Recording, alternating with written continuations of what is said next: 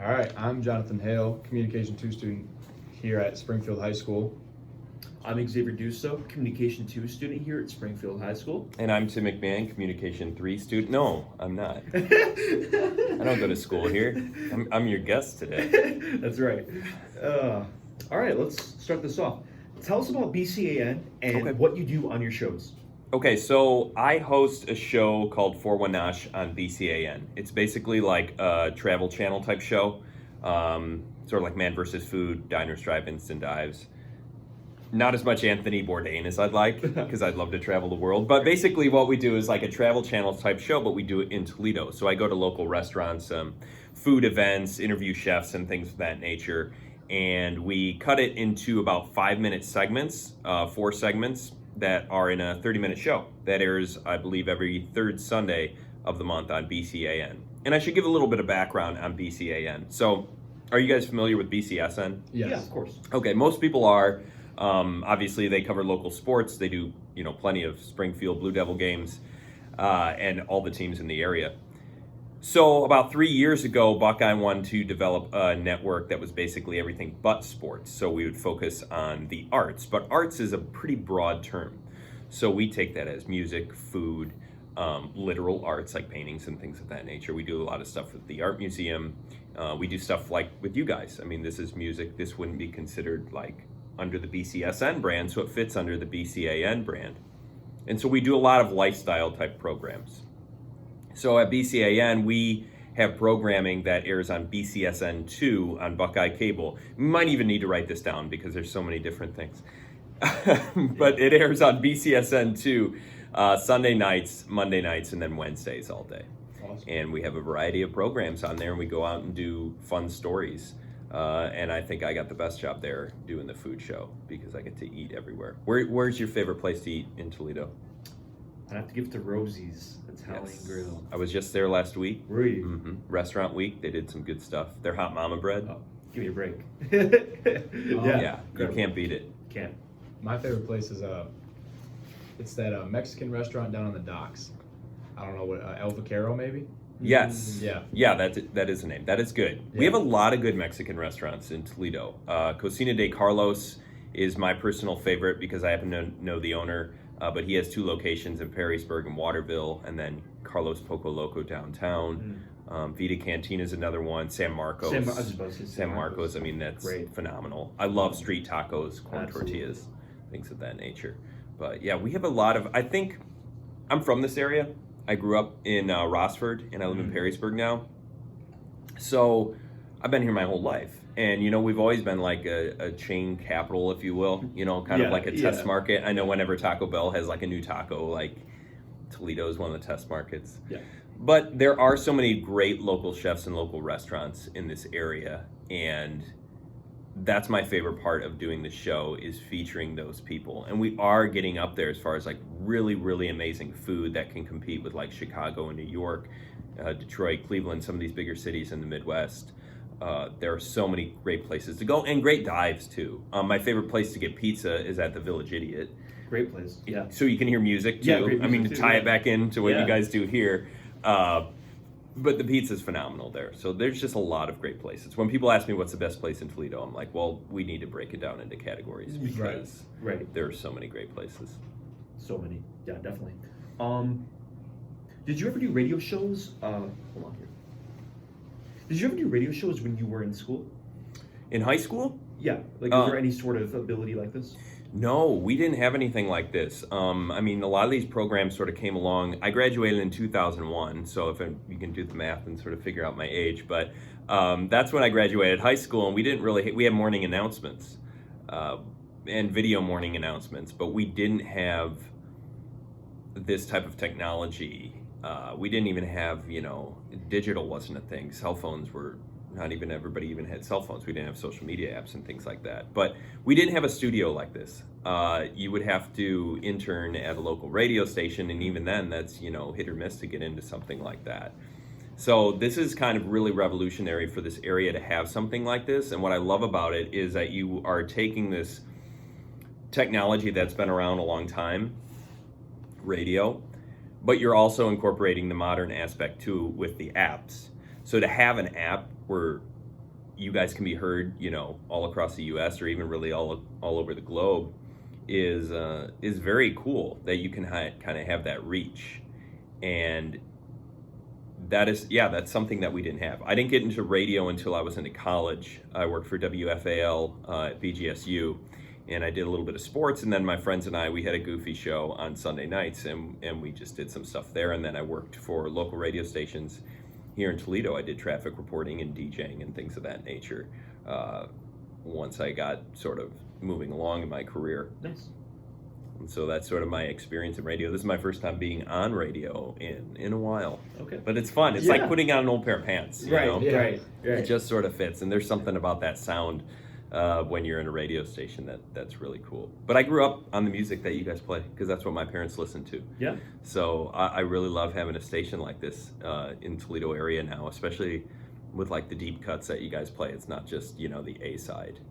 Exactly, lots of B-sides. Would you guys love to, and I don't know your technology capabilities, but to like play off of vinyl? Is that something that you're capable of doing? Not yet. I mean, I know from experience, like it's not that hard, but we would be capable of doing it. Yeah. It's just a matter of getting permission, all the technical aspects for sure. Yeah, there's a lot of hoops to jump through. Oh yeah. But that's something I grew up listening to vinyl. Yep. And then it goes away, and then it's cassettes and Right. CD players and MP3 players and iPods and then iPhones, and then it's back to vinyl. Everybody wants to listen to it again. So cassettes now. Exactly, yeah. Which is crazy. I can't imagine people would want to do that. But right. You're all about it? I'm all about it. Okay. I collect cassettes. That's awesome. I do think, I probably have a bunch I can unload on you from when I was a kid. Yeah. I did get a vinyl record player, though, a couple years ago, and I kind of went back, and I got a lot of my parents' old albums, and I started buying some obviously new refurbished ones. We have Culture Clash in Toledo and Finders in Bowling Green, Allied as well. My favorite place in the world. Yeah, so there's a lot of great places where you can get albums for like, 30 cents maybe even. But I love that sound and sort of, it sounds incredible. Just listening to that in the evening sometimes. So I kind of went back to it. Absolutely.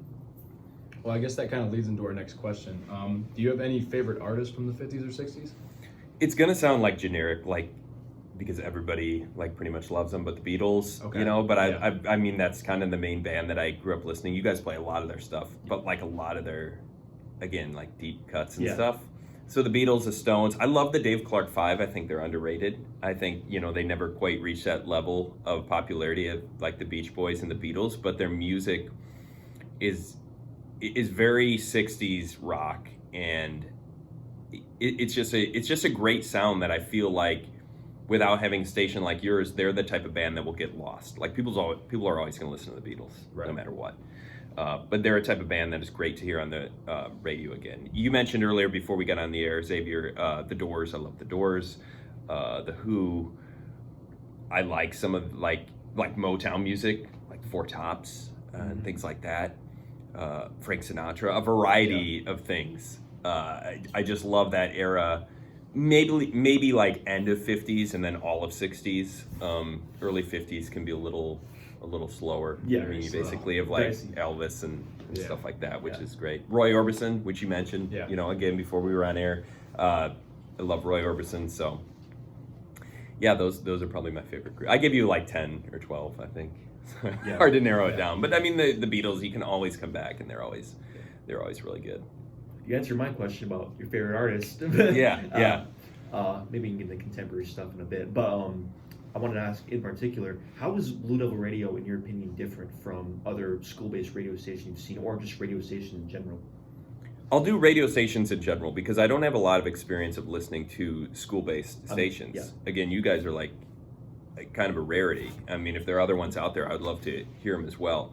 But what I really like, and this isn't bashing commercial radio. It's not, because I was in it and I love being in it. But there's a structure that you have to follow. I love that you guys do artist profiles, that you're bringing sort of back the old school DJ that has been lost for years, instead of just someone that, I mean, you do voice track, but you guys are voice tracking something that's very interesting, and you take callers and you play them on the air, hey, I love listening to you guys, and blah blah blah. I've heard all that, But I love the artist profiles because a lot of these people I know, I heard the Chubby Checker one the other day, which is great because I love the twist.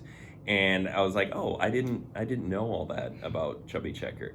And so it brings back maybe that old DJ feel of someone in the studio spinning records and giving you this information that's really cool, and it's not just about like, oh, this is sponsored by or this is sponsored by and blah blah blah. So I think you guys are some of the best DJs in the area because of that aspect, and because I can tell you that you're really interested in learning about these artists, or you may already even know about them, and doing your research and giving those neat facts that I think the audience really appreciates. I know I appreciate it. I listen on terrestrial radio, and then I have to switch over to the app when I reach a certain point where I'm driving, where to like pop in and out. But hey, that's like part of the business. I mean, the station's going to go out every once in a while. Yep. But that's why I'm glad you guys have the app, and no commercials too. Yeah, That's the best part. no commercials. That's the That's best part. probably the most appealing part to a lot of people. Because I'll hear you say like, coming up, The Twist by Chubby Checker, and I'm thinking, oh, after the commercial break, and then I'm like, no, Right now. literally coming up right now, and yeah, that's really cool that you don't have to do that. And the PSAs are great too. I like listening to that. I like listening to your interviews with your teachers and other students. I just try to put myself back into high school and what it would be like to. I think the older you get, and you know, I'm on TV and stuff, and I can take stuff for granted. I never let it get to my head, but sometimes it's like, oh, I'm on a camera, I'm editing a show. But I try to think of what it would be like in high school to be on a radio station that you can hear, and you can hear your friends driving around and stuff like that. And it's so cool that you have something like that, and that maybe you open your eyes to a new career or something in the music field or something like that. The best part is walking into a random store or a bank or a restaurant and you hear your voice. And then you order some food and you're like, is that you on the radio? It's very surreal. Or like It is. It's awesome. relatives and family members be like, oh, I hear you all the time on the radio. I'm like, oh, okay. Like, okay, cool. Yeah, that is cool. It's awesome. Do you guys ever get then like free food if you're picking up like Wendy's or something? And they're like, oh, hey, I'm on the radio. I Maybe wish. it's like, I no, wish. none of those That would perks. be incredible. I don't know if you could do that anyways. I No, don't know if that'd be right. allowed. Yeah. Yeah. You have any questions, JT? This is fun. Unload. What do you need? What do you want to hear? What do I want to hear? Let's get the deep cuts Well, of my life. Yes. okay, so what inspired you really to get on to go into radio and to like talk shows and communication and stuff?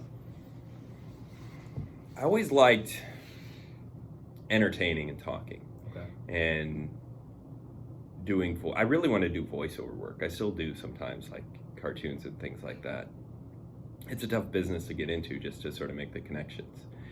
But I always liked just having conversations and talking. There's a lot of stuff I'm passionate about, but there was nothing that I really wanted to get into academically as far as like a career.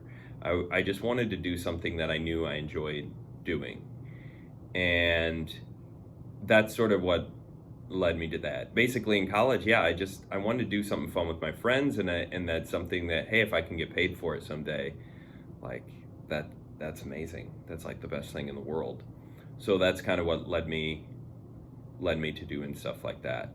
I didn't really, like I said, I listened to a lot of this music when I was a kid and listened to DJs and stuff, and I think I would maybe like act that out.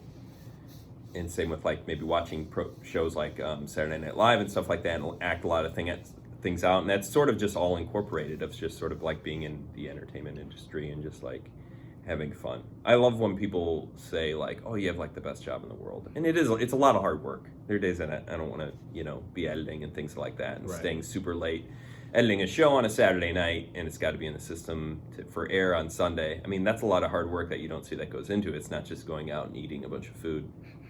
I mean, that's the best part.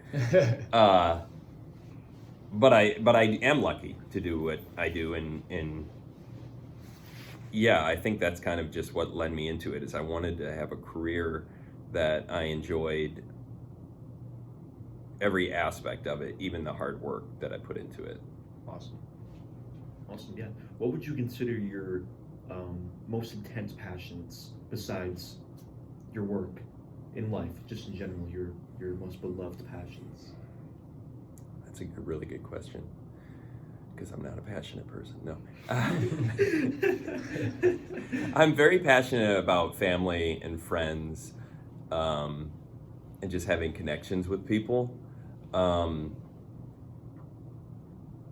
It's hard for me to see things where people are in trouble, and I can kind of get overwhelmed sometimes, feeling like I need to donate to every single like charity, which can sometimes feel like a burden. But I mean, just like people that are unfortunate or don't have the same privileges that I might have. Someone who, if I feel like I want to guide them on a path to maybe, just keep working hard. And sometimes things don't work out. Like I worked really hard to get to where I am, but luck plays a factor too, and just being in the right place at the right time. So that's kind of what I'm passionate about, is just sort of seeing people grow, and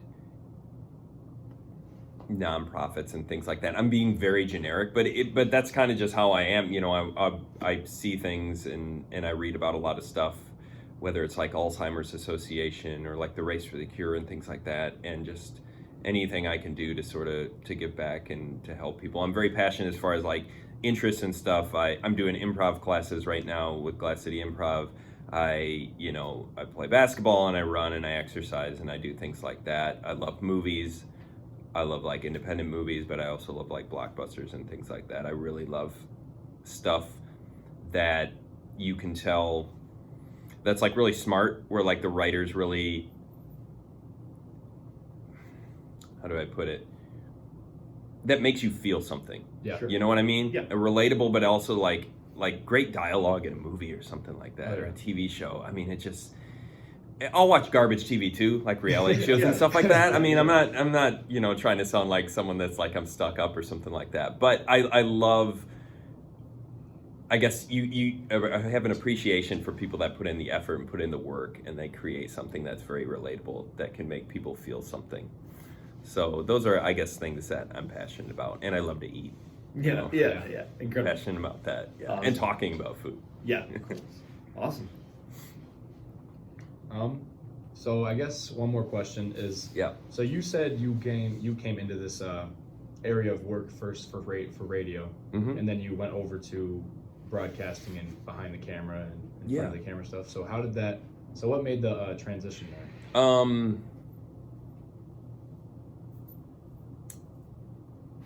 I guess it was just an opportunity that was put in front of me. So I was DJing for a station around here for a few years, just part-time. And I was doing other side jobs too. I was a janitor at night. I mowed lawns. I did a little bit of everything, which isn't bashing any of that work in any way, because I think anybody that works hard and, can put food on the table, I mean, that's something to be admired.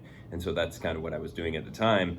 And then I had an opportunity to be a part-time replacement traffic reporter for NBC 24 on their morning show like 10 years ago. And I was like, okay. So I'd never been on TV before. Really never been on TV. Right. I'd done some TV work in college.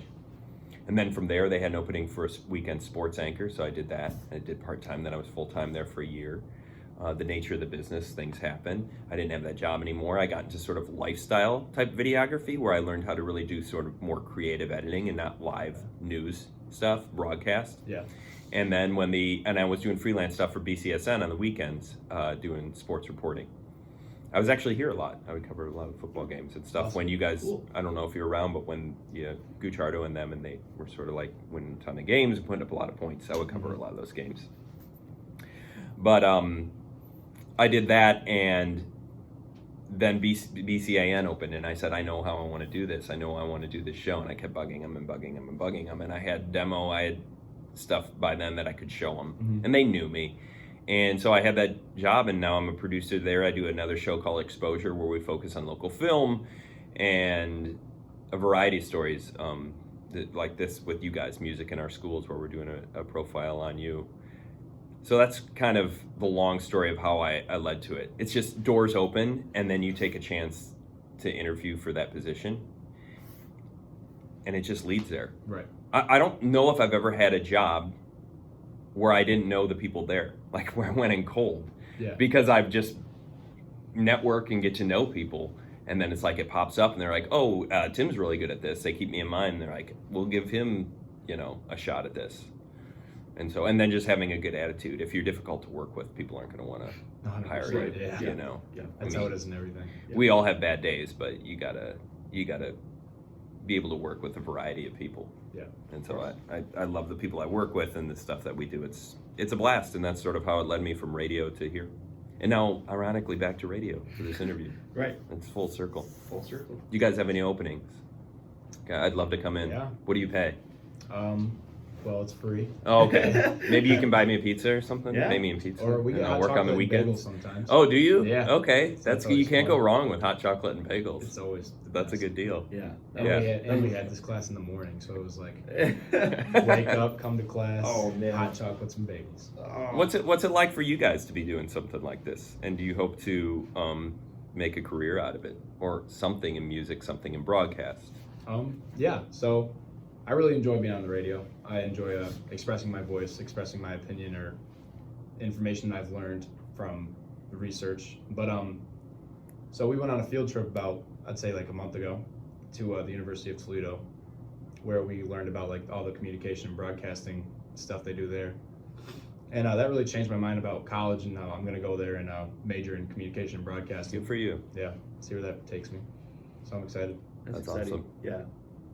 Yeah, that field trip also made me consider my opportunities, even though I'm not sure if college is the right choice still.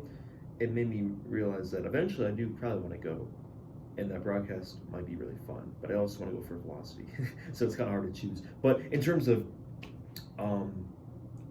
Why are you interested in philosophy? I love reading. Okay. I've been reading philosophy and political science books for Mm-hmm. years, like freshman years when I began to really dig into philosophy, and it's changed my life. That's awesome. Yeah, big time. That's really cool. What do you want to do with that? Do you know? Just be a philosopher? Yeah. No, that's great. Yeah, I'm not. yeah, I'm not No, demeaning I it. know, I I know. think stuff like that's very interesting. That's one thing I've gotten into more is just reading.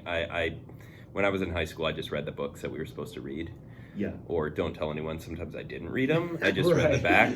Yep. I'm sure I'm not the only person that's ever done that. But now, when you can actually like read for fun and read things that interest you, It's incredible. it is. It's a whole new. It's a media that people don't understand of like the benefits of. Like Mhm. there's no other way to get information the way you do from a book. Yeah, absolutely. But yeah, just be a philosopher. That's cool. That's great. What else do you guys do? What do you guys do for fun around this high school? Around the high school. Around the high school, You guys involved in other activities or organizations? well, I played football, Okay. and You seemed bigger when you walked in. I was like, I bet he played football or something. I'm involved in a lot of sports. Right now, we're doing track. I Okay. do shot and disc for them. But outside of high school, I'm really into me and Xavier skateboard together. That's Let's awesome. talk about it. Yeah. But I mean, Did you guys so- meet through the station? No, No, we've we were known friends each though. other. Yeah, for Elementary school. yeah, probably. third grade. Yeah. So Oh my goodness. yeah, we were on the same basketball team, Yeah. and then it just kind of took off from there. Now we skate like every weekend, so it's awesome. And the radio station just helps everything. No, you guys don't play basketball anymore, so I take it that didn't take off. I never was an organized sports guy. I was forced. Yeah. That's why skateboarding is incredible. Yeah. I remember one game in third grade.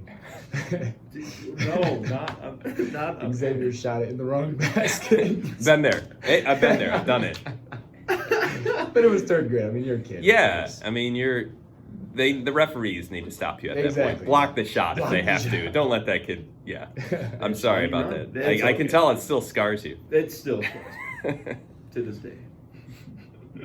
Skateboarding, I respect that. That's something I tried when I was a kid because I liked The Simpsons, and I thought, oh, I can do that, and and I just couldn't. You just have to. Yeah, it was just discipline. horrible. I'm horrible on rollerblades. I'm horrible on skates.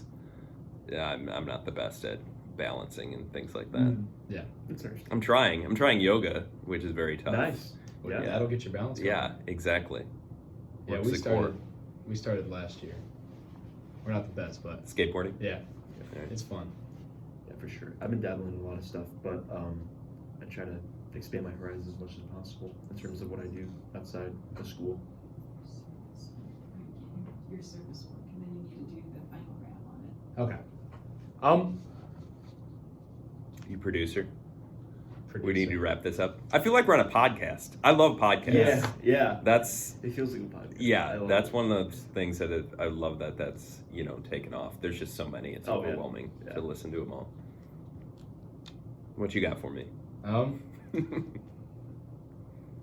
Couldn't really tell you, to be honest. You can just wrap it. Just wrap it. All right, so we're gonna wrap it up here. So thank you, Tim. Yeah, thanks guys. Absolutely. I appreciate it. Tune in to BCAN. I'm gonna do a plug now because I'm here. You know what? Next time if we do this, let's do it like Hot Ones. You guys watch Hot Ones? I love BFD, the Hot Wings. Wings. Yeah, it's awesome. We'll do that. We did something like that with our station.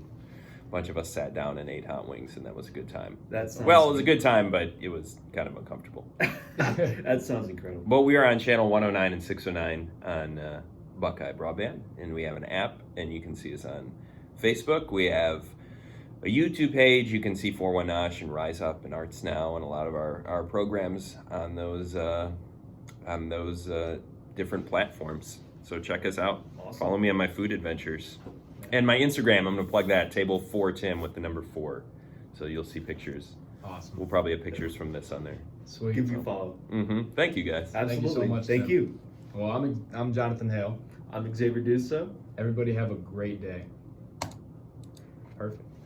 Forgot we're recording audio.